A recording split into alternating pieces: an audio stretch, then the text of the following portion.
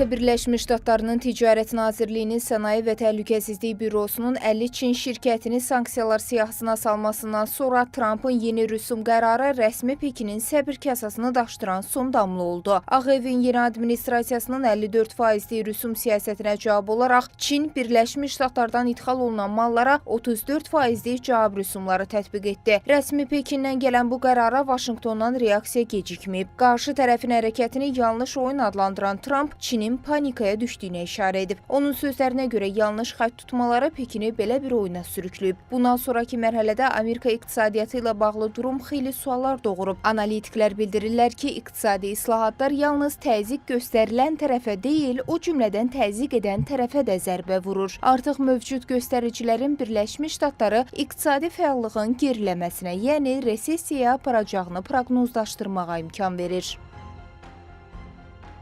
Təhlillər göstərir ki, qlobal iqtisadi artımın perspektivləri pisləşib. Yeni səhim, neft, əmtəyə, hətta istiqraz bazarı bunu deməyə əsas verir.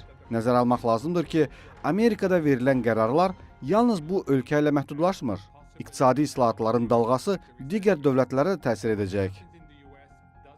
Çinin Maliyyə Nazirliyindən gələn son açıqlamada Birləşmiş Ştatların addımının beynəlxalq ticarət qaydalarına uyğun olmadığı deyilir. Bildirilib ki, bu Çinin qanuni hüquq və mənafelərinə zərbə vurur. Rəsmi Pekin hesab edir ki, Trampın qərarı tipik bir tərəfli təzyiq mexanizmidir.